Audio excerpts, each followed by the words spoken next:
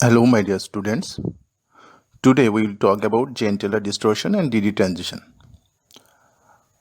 After complete understanding of this lecture, you shall be able to know the type of distortion occurring in the octahedral complexes, learn the factors which influence the extent of distortion in complexes, and identify the reasons for color formation in coordination compounds. This is the third lecture on bonding of coordination compounds. The topic of first lecture was coordination compound in the light of valency bond theory, and the topic of second lecture was coordination compound in the light of crystal field theory. Understanding of these two lectures is very much important to give inside the present lecture. So it is my request to you that first you watch these two lectures, then come here. If you already did this, then it's okay. Let's come to short history of Jane-Taylor theorem. Hermann Arthur Jahn and Edward Taylor proposed Jane-Taylor distortion in 1937. Jane received Bachelor of Science degree in chemistry at University College London in 1928. He received PhD in 1935 under the supervision of Werner Heisenberg at the University of Leipzig. Edward Taylor is known colloquially as the father of hydrogen bomb. He made numerous contributions to nuclear and molecular physics, spectroscopy and surface physics. In chemistry, he is associated with Jane-Taylor effect and Brauner-Emmett-Taylor, that is Baird theory.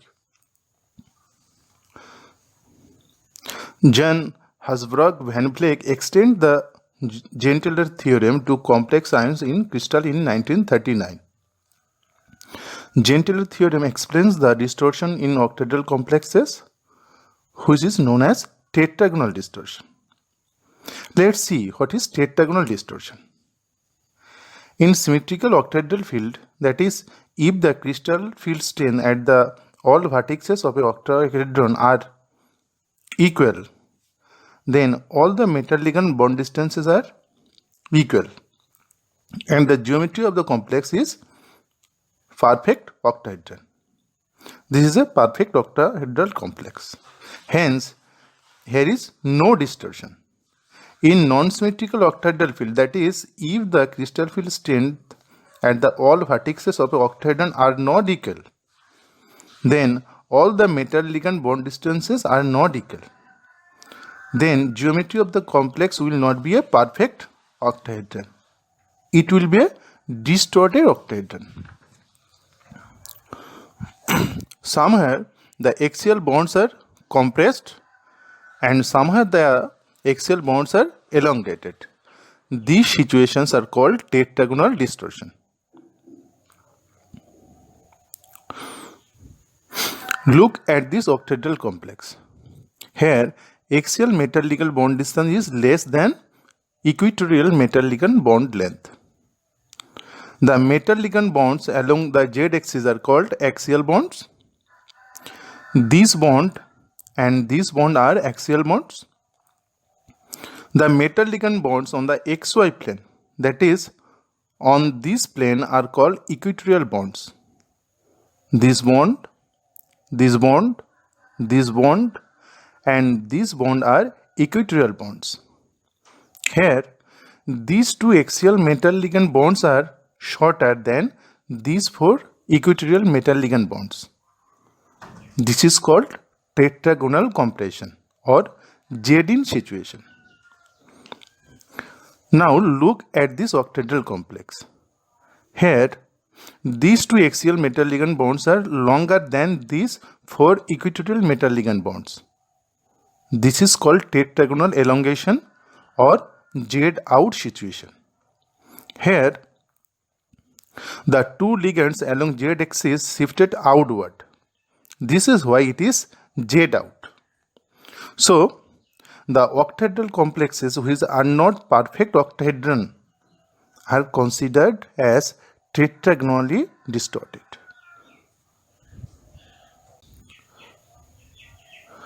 Now look at the splitting of d orbitals in tetragonal distortion.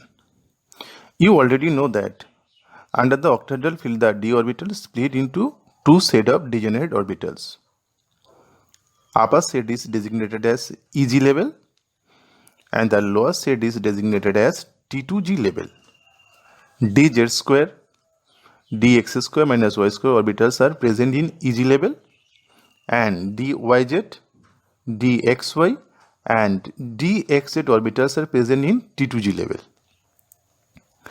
Further splitting of these degenerate levels will occur under the non-symmetric octahedral field. The left side will show you the splitting in octahedral compression and the right side will show you the splitting in tetragonal elongation. You know, dz square and dx square minus y square orbitals are directly facing the ligands. In tetragonal compression, equatorial metal ligand bond lengths are greater than the axial metal ligand bond length. So the repulsion between the metal orbitals and equatorial ligands is less compared to that in case of axial ligands. This distance is longer than this distance. As a result, the metal orbitals whose lobes are in the xy plane will be more stabilized and the metal orbitals whose lobes are in x direction will be destabilized. Hence, the degenerate EG orbitals further split in this way. The dx square minus y square orbital goes downward and the dz square orbital goes upward. Similarly, the T2G level is split into two set of energy level. dxy orbital goes downward and dyz and dxz orbitals go upward. You know, all lobes of xy orbital are in xy plane. So xy further stabilized and the dyz and dxz orbitals have some z components. So dyz and dxz destabilized.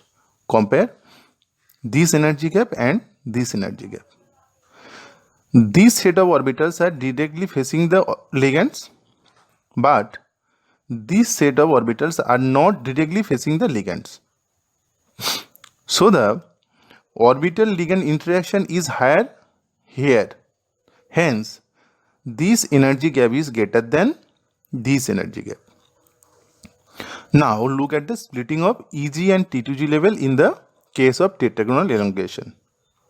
Here, axial metal ligand bonds are longer than the equatorial metal ligand bonds. The metal ligand bonds along z-axis are larger than these four equatorial metal ligand bonds. These are present in the xy plane. So repulsion between metal ligand bonds, repulsion between metal orbitals and ligands in xy plane is higher than the repulsion between the metal orbitals and ligands along z-axis. Hence, the metal orbitals which have xy components get destabilized and the metal orbitals which have z component get stabilized. In tetragonal elongation, EG set of orbitals split this way and T2G set of orbitals split this way. In case of EG level, dz square orbital goes downward and dx square minus y square orbital goes upward. In the case of T2G level, dyz and dxz orbitals go downward and dxy orbital goes upward. This situation is completely reverse of tetragonal compression. These orbitals are directly facing to the ligand. So this energy gap is higher than this energy gap. In all cases, conservation of energy is maintained. Suppose the separation energy in the splitting of T2G level is del 1 and the splitting of EG level is del 2. The magnitude of del 1 and del 2 depends on the nature of distortion and nature of ligands. Look at this splitting. To maintain the energy conservation, dx square orbital is stabilized by half del 2 and dz square orbital is destabilized by plus half del 2. In case of splitting of T2G level in tetragonal compression, two orbital go upward and one orbital goes downward. To maintain the conservation of energy, dxy orbital is stabilized by minus 2 by 3 del 1 and dyz, dxz orbitals are destabilized by plus 1 by 3 del 1. In case of tetragonal elongation, dz square orbital is stabilized by minus half del 2 and dx square minus y square orbital is destabilized by plus half del 2. dyz and dxz orbitals are stabilized by minus 1 by 3 del 1 and dxy orbital is destabilized by plus 2 by 3 del 1. So these are the further splitting of EG and T2G set of orbitals in tetragonal compression and tetragonal elongation. Once again, kept in mind that del 2 is very much greater than del 1. But why the tetragonal distortion occurs? There are many reasons. First, consider a octahedral complex like this. This is a Ml4X2 type octahedral complex. 4 L ligands are placed at the equatorial positions and 2 X ligands are placed at the axial positions. Now consider case 1, where X is stronger ligand than ligand L. The ligand X makes stronger bond with the metal ion compared to that of ligand L. So the axial metal ligand bond lengths are less than the equatorial metal ligand bond lengths, and as a result tetragonal compression is occurred. Consider case 2, where X is weaker ligand than ligand L. Here the ligand X makes weaker bond with the metal ion compared to that of ligand L. So in this case, axial metal ligand bond lengths are higher than the equatorial metal ligand bond lengths. As a result, tetragonal elongation occurs. Now consider case 3, where the 6 ligands of a octahedral complex are identical, that is Ml6 type octahedral complex. This situation is different from the previous two. All the metal ligand bonds length should be same here, but there are some cases where the tetragonal compression or tetragonal elongation occurs. The tetragonal distortion of this type of molecules can be explained on the basis of Jaynes-Taylor theorem. In this case, tetragonal distortion, specifically called Jaynes-Taylor distortion. In short, it is written as JT distortion. So we can say all tetragonal distortions are not Jaynes-Taylor distortion, but all Jaynes-Taylor distortion are tetragonal distortion. Now take a look of Jaynes-Taylor theorem. It states that any nonlinear molecule in degenerate electronic configuration undergoes distortion to remove degeneracy and to attain low energy. Octahedral complex is a non-linear molecule, and within octahedral complex, two set of degenerate orbitals are present. Two d orbitals are present in EG level and The energy of these two orbitals are same. That's why Eg level has a twofold degeneracy. 3d orbitals are present in T2g level and both have same energy. That's why T2g level has threefold degeneracy. According to Gentler theorem, degenerate electronic configuration undergoes distortion to remove degeneracy. So, degenerated Eg level and T2g level further splits to remove their degeneracy. But this splitting happens if the system attain low energy. As a whole, we can say, according to JT theorem, splitting of Eg and T2g levels occurs only when a low energy situation arises. Otherwise, Eg and T2g levels remain in degenerate state. If no net stability gain, then no splitting. If the system gain extra stability, then splitting occurs. We just discussed that if tetragonal distortion occur, the Eg and T2g levels split this way. Left side is for tetragonal compression and right side is for tetragonal elongation. Now take the example of d-on system and check whether JT distortion will happen or not. You know, in this case, T2g level has one electron and Eg level has no electron. That is, in symmetrical octahedral field, electronic configuration is T2g1, Eg0.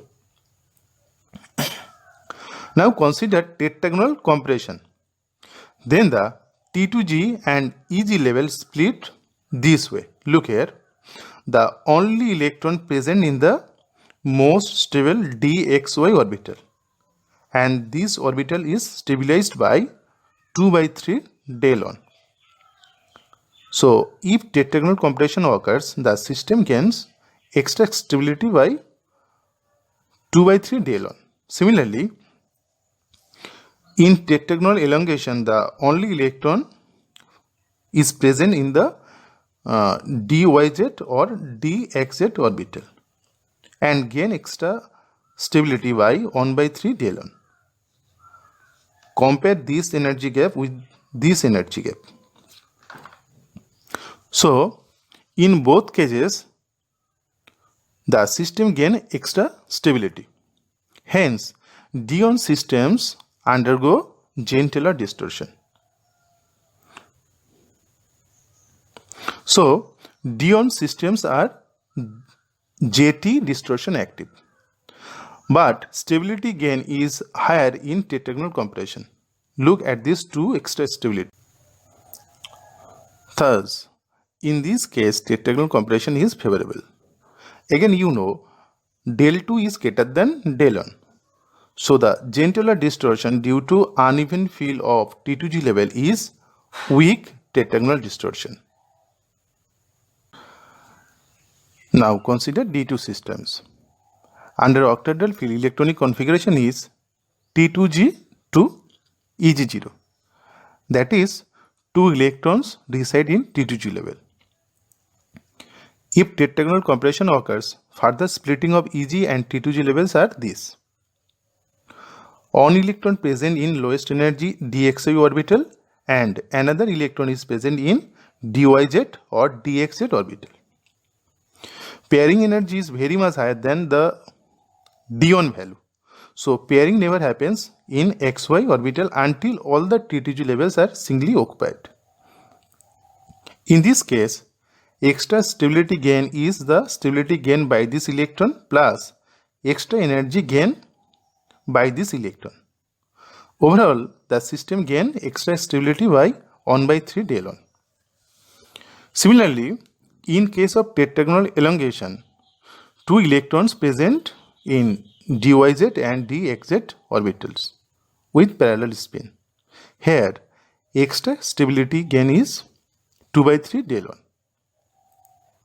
In both cases, the systems gain extra stability. So D square systems are JT distortion active.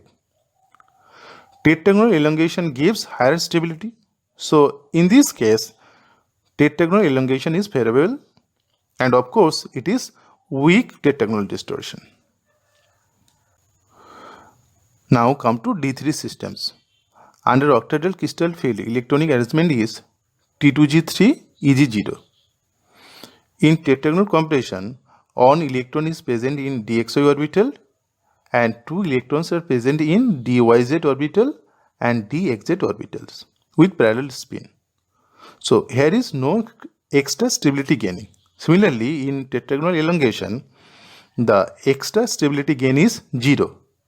So we can conclude that for D3 systems, EG and T2G levels are not further split and D3 systems are gentler distortion inactive. The EG and T2G levels remain in degenerate state. This way, you can calculate that which systems are JT distortion active and which are JT distortion inactive. Now consider high-spin D4 systems. Under octahedral field, electronic arrangement is T2G3 EG1. In tetragonal compression, electronic arrangement is this. dxy, dyz and dxz give no extra stability. The electron present in dx square minus y square orbital gives extra stability by half del 2. Similar thing happens in case of tetragonal elongation. The electron present in dz square orbital gives extra stability by half del 2. The extra stabilities are same for both cases. So the tetragonal compression or tetragonal elongation is not certain. Any type of tetragonal distortion may appear here. So the high spin D4 systems are JT distortion active. Look here. Extra stability gaining is half del 2. You know, del 2 is very much greater than del 1.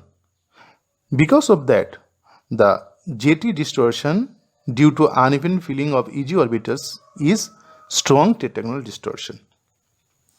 Finally, consider D9 systems.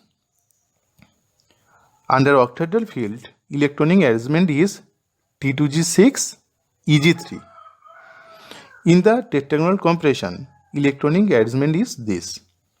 Look here. Two electrons are present in dx square minus y square orbital and one electron is present in dz square orbital. So the extra stability gain is half del 2. Similarly, in tetragonal elongation, two electrons are present in dz square orbital and one electron is present in dx square minus y square orbital. Hence, the extra stability gain is half del 2. Like high-spin D4 systems, here also extra stabilities are same for both cases. Because of that, tetragonal compression or tetragonal elongation both are possible. And of course, it is strong tetragonal distortion. Now take the summary of JT distortion. Number 1. T2G1, T2G2, T2G4 and T2G5 configurations give weak JT distortion. Number 2. EG1 and EG3 configurations give strong JT distortion. Number 3. Half-filled or full-filled T2G and EG configurations give no JT distortion. In terms of D configuration, high-spin D4, low-spin D7 and D9 systems give strong JT distortion. Many properties of coordination compounds can be explained on the basis of JT distortion. Now, we will talk about the effect of JT distortion. JT distortion affects the spectrum of complex. In this section, we will briefly discuss about the spectrum of complex. Let's start the discussion with a general question. What is spectrum and what is its origin? A color complex absorbs some light in the visible lens, and because of that it shows color. The plot of absorbance versus the wavelength or wave number of light that absorbed is called spectrum. Spectrum of complex arises due to the transition of electron from one energy level to another energy level. The electronic transitions are guided by selection rules. There are two selection rules for centrosymmetric molecules. First one is del L is equal to plus minus 1. That is, the energy levels that take part in electronic transition, their del L values must be within plus minus 1. This is also known as Laporte selection rule. Second one is del S equal to 0. That is, when an electron jumps from one energy level to high energy level, then the spin of electron must be unaltered. The transitions where the spin of the electron changes, that transitions are not allowed, called forbidden transition. Transition which obeys both selection rules has higher intensity than the transition which does not obey all selection rules. Color of a compound depends on the energy of electronic transition, but the intensity of color depends on the possibility of transition. Intensity of color increases with increasing the possibility of transition. Now back to octahedral complex. Regular octahedral complexes are centrosymmetric molecules. For any electronic transition within the octahedral complex, selection rule is applicable. In octahedral complex, electronic transitions are occur between T2G and EG levels. The degenerated T2G and EG levels consist of d orbitals. Electron jumps from T2G level to EG level, and thus these transitions are called DD transition. Hence, here del L is equal to 0. That is, first selection rule is not obeyed here. So to give spectrum, second selection rule must be obeyed. That is, del S must be equal to 0. In the D3 systems, when electron jumps from T2G level to EG level, spin of the electron remains unchanged. So with respect to second selection rule, this transition is allowed. But with respect to first selection rule, this transition is forbidden transition. So the intensity of this transition is low. But if we consider high spin D5 system, then we see that when an electron jumps from T2G level to EG level, spin of the electron altered. That means del S is not equal to 0. Hence, this transition is forbidden with respect to both selection rules. So, this transition will not happen. And because of that, high spin D5 complexes are expected to be colorless compound. Now take a specific example. Spectrum of hexa-aqua Ti3 plus complex. The central metal ion is Ti3 plus. So it is a dione system. This compound has weak JT distortion. To understand the JT effect on the spectrum of complex, intentionally we will first predict the spectrum of this complex without considering JT distortion, and then by considering JT distortion. You know, in octahedral field, d orbitals are split into T2G and EG level. The only electron reside in T2G level. Without considering JT distortion, here is only two energy levels. Electron jumps from T2G level to EG level to give spectrum. This is a DD transition, and this DD transition is Laporte forbidden, but spin allowed transition. If the spin quantum number of this electron is plus half, then when this jumps to Eg level, its spin quantum number must be plus half to maintain del S equal to 0, and the reverse is also true. Here, only one electronic transition is possible, T2G to Eg level transition. The energy required for this transition is del naught, crystal field splitting energy. Look here, energy gap between these two energy levels is del naught. If del naught is in the visible lens, then the compound is colored compound, otherwise the compound will be colorless. By measuring the spectrum of complex, crystal field splitting energy can be measured. Suppose from the spectral studies we find that wavelength lambda is responsible for this transition. Then the crystal field splitting is the energy correspond to wavelength lambda. From this crystal field splitting, the expected spectrum of hexaaqua Ti3 plus complex is this. Look here. Here is only one maxima.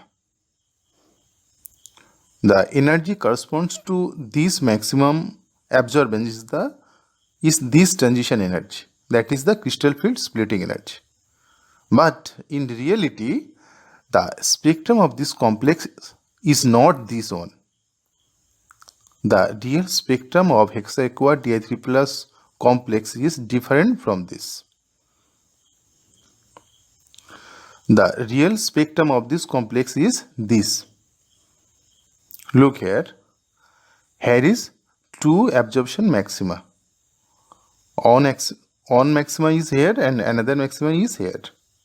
The energies of these two maxima are very close. That's why these maxima act as the shoulder of this largest maxima. This fact cannot be explained by simply considering the splitting of d orbitals into T2G and Eg levels. This fact only can be explained by considering JT distortion. You know, d-on configuration is a JT distortion active system, and for this d-on configuration, weak tetragonal compression is favorable distortion. So in tetragonal compression, the only d electron reside in dxy orbital. Look at this picture. By considering JT distortion, there are four distinct energy levels. This is the lowest energy level and this is the highest energy level. In this situation, the only electron can jump from this level or into this energy level or into this energy level. There are total 3 possibilities.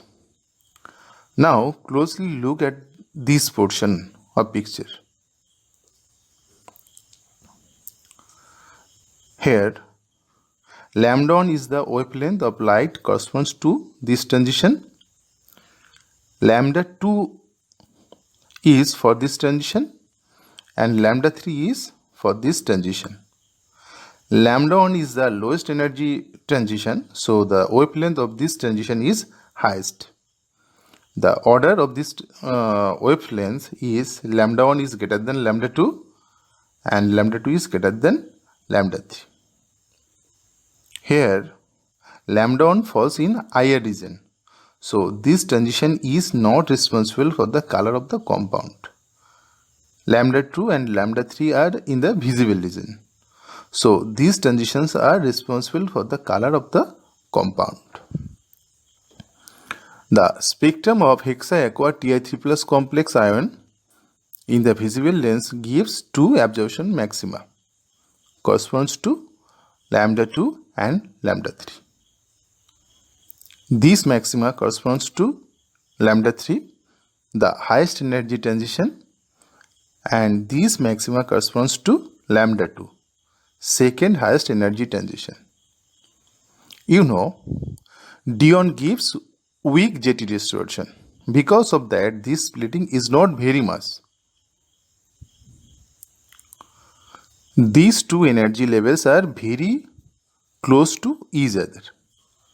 Hence, the difference between lambda 2 and lambda 3 is not very much. That's why in the spectrum, lambda 2 present as the shoulder of the highest peak point.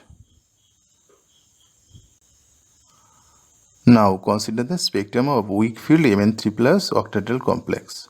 You know, Mn3 plus is a D4 system.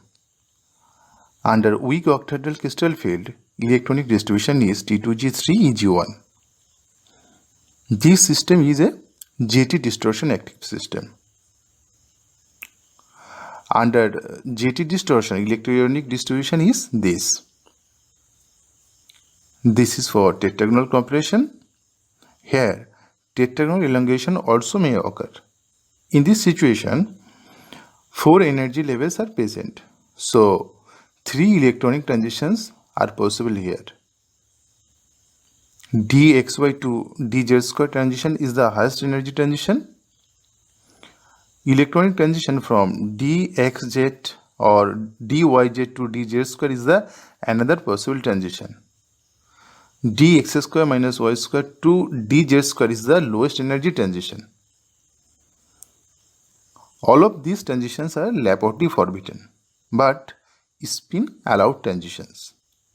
Lambda 1, lambda 2, lambda 3 are the wavelength of light required for this transition. Here, lambda 3 is greater than lambda 2 greater than lambda 1. The wavelength lambda 3 belongs to I region and lambda 2 and lambda 1 are in the visible region. Besides these 3 transitions, you can also think about this transition. Look here. But this transition will not happen because if this electron jumps from here to here, then this electron have to change its spin. In a single orbital, 2 electrons may not have same spin. At that moment, del S will not be equal to 0. That is, it is a spin forbidden transition. Overall, this transition will be Laporte forbidden as well as spin forbidden. So, this transition is quite impossible. The only possible transitions are these 3 transitions. Lambda 3 is in IR region, lambda 2 and lambda 1 are in visible region. In the visible region, spectrum of this system look like this. This maxima is corresponds to wavelength lambda 1 and this maxima is corresponds to wavelength lambda 2. Look here, energy difference between these 2 peaks is large than that in the case of hexa-aqua Ti3 plus complex. This is because of strong JT distortion. You know, uneven filling of Eg level gives strong JT distortion. Here, dx square minus y square orbital has 1 electron, but dz square orbital is completely empty. It causes strong JT distortion. Strong JT distortion means high energy gap between dx square minus y square and dz square orbital. Because of that, energy difference between this transition and this transition is high. So, in the spectrum, these maximas appear separately. Just we see that we get spectrum of complex because of electronic transitions. In a molecule, only few electronic transitions are possible. So the spectrum should be line spectrum. But practically we get continuous spectrum. Why we get continuous spectrum instead of line spectrum? To understand this fact, Take the example of hexa-aqua Ti3 plus complex. Here, 3 transitions are possible. These 2 transitions are in the visible lens, and the spectrum of this complex in the visible lens is this. This is a continuous spectrum. Here the molecule absorbs light within a broad range of wavelength. Why this happens? Ideally, the spectrum should be this line spectrum. Only 2 lines should be there. Only the wavelength λ2 and λ3 should be absorbed. But practically, it does not happen. We get continuous spectrum. This fact can be explained on the basis of metal-ligand bond vibration. Metal-ligand bond vibration continuously changing the metal-ligand bond distances. Again, you know, separation of these energy levels depend on the metal-ligand bond distances. Continuous vibration of metal-ligand bond causes continuous variation of energy of different d orbitals in a certain range. Suppose the energy of dz square varies within this range because of bond vibration.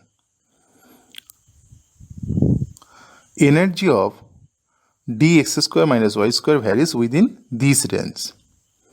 Energy of dyz and dxz varies within this range, and the energy of dxy varies within this range. Look at the whole picture carefully. Now you can see λ1 is not a single wavelength. Its value varies within a range. Similarly, λ2 and λ3 are not individually single wavelength. They vary within a range. That's why we get continuous spectrum of complex. As I already told you that color of a complex depends on the light which is absorbed by the molecule. And intensity of color depends on the possibility of that transition. Suppose an octahedral complex and a tetrahedral complex have same color. Then how can you differentiate them? By seeing their color. This is very simple. You know, octahedral complex is a centrosymmetric molecule. In case of octahedral complex, d-d transition is a Lyapunov forbidden, and spin allowed transitions are the only possible transition. So d-d and transitions in case of octahedral complex are partially allowed in octahedral complex. Tetrahedral complex is not a centrosymmetric molecule. In tetrahedral complex, Lyapunov selection rule is relaxed. Here, spin allowed d-d transitions are completely allowed transition. So the color intensity of tetrahedral complex is very much higher than that of octahedral complex. Because of that, molar extinction coefficient of tetrahedral complex is more or less 100 times greater than that of octahedral complex. Hence, among these complexes, which complex has higher molar extinction coefficient, that will be the tetrahedral complex. For example, octahedral CuH2O whole 6 2 plus is a pale blue color complex, whereas tetrahedral CuNH3 4 2 plus is an intense dark blue color complex. Now come to the color of complex. We always see the complementary color of the absorbed light. If red light is absorbed by the compound, then the color of the complex is green. If orange light is absorbed by the complex, then the color will be blue. If yellow light is absorbed, the color of the complex will be violet. Absorption of green light gives you red color. Absorption of blue light gives you orange color. And absorption of violet light gives the yellow color. The complexes which have D0 and D10 electronic configuration, there are no scope of DD transitions. It may be a tetrahedral complex or it may be a octahedral complex. So these type of complexes are expected to be colorless, that is white compound. Besides the spectrum of complex, many more facts can be explained on the basis of JT distortion. The complex CuNH3 2+ does not exist in aqueous solution. This fact can be explained with the help of JT distortion. You know, Cu2+ is a D9 system. That is, it is a JT distortion active system. It may form tetragonally elongated or compressed complex. Experimentally, it is seen that axial bond distance is greater than equatorial bond distance in this complex. So, these two axial NH3 ligands are far from the central metal ion that make these two axial NH3 ligands labile. In aqueous media, these two axial NH3 ligands are replaced by two water molecules, which results this compound. That's why in aqueous media, CuNH3 2+ complex does not exist. Now come to the case of tris-ethylene diamine Cu2+ complex ion. This complex is a tetragonally elongated complex. Hence, axial bonds are longer than the equatorial bonds. Look at this picture. Ethylene diamine is a bidentate ligand. Here, these two bonds are axial bonds and these two are equatorial bonds. Under tetragonal elongation, these two axial bonds are elongated.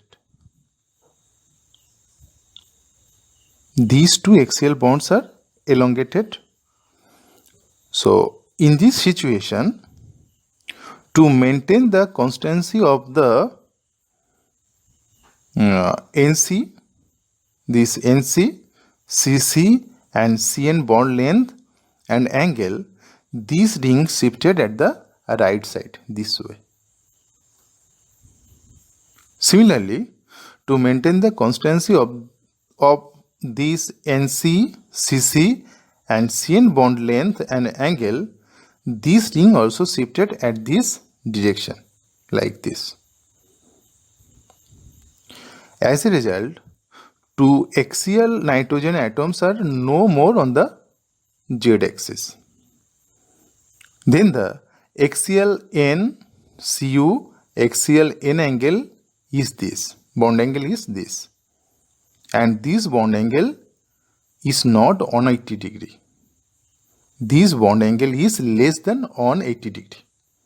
Here we see that due to JT distortion, the axial NCU axial N bond angle reduced in this tris-ethylene diamine Cu2+ ion complex.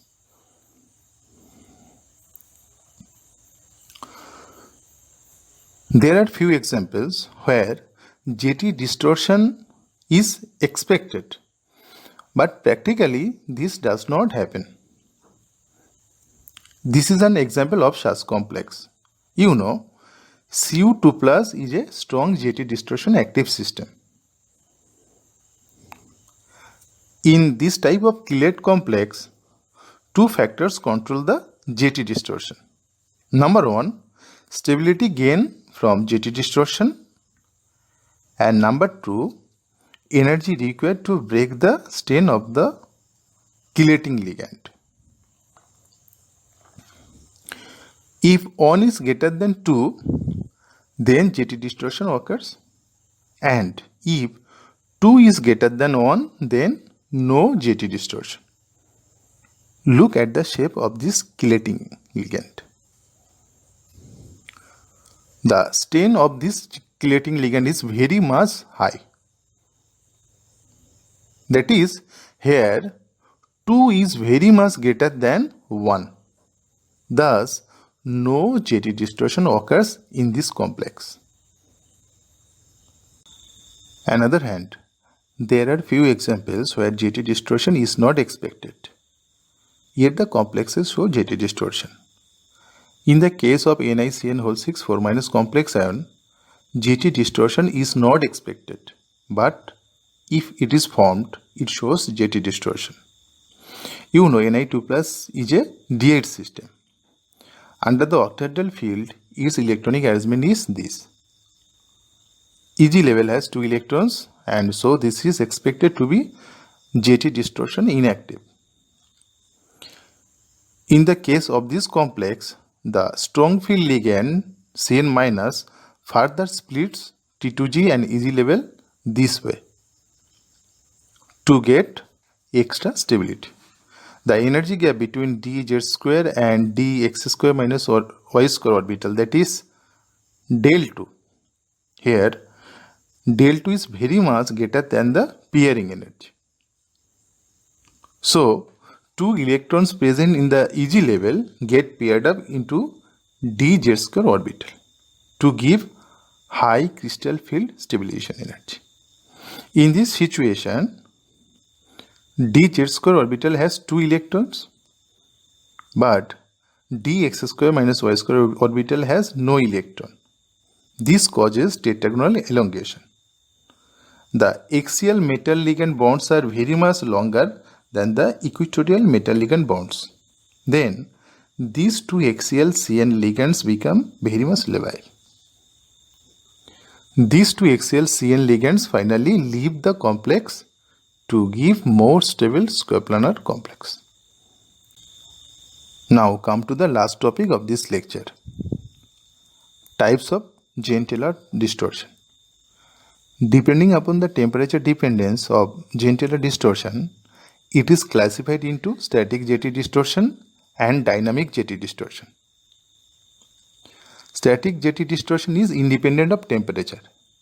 At any temperature, this distortion can be measured. Crystallographic measurement at any temperature identifies this type of JT distortion. K2BaCuNO2 is an example of this type of compound. Dynamic JT distortion is temperature dependent distortion. Crystallographic measurement identifies these types of distortion at very low temperature only. Crystallographic measurement at room temperature is not able to predict the dynamic JT distortion, and this fact can be explained on the basis of interconversion of elongated form and the compressed form. At room temperature, this interconversion is very rapid.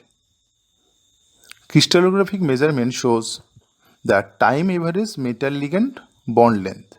Hence, at room temperature, it seems due to this interconversion, all metal ligand bonds lengths are equal. That is, no JT distortion.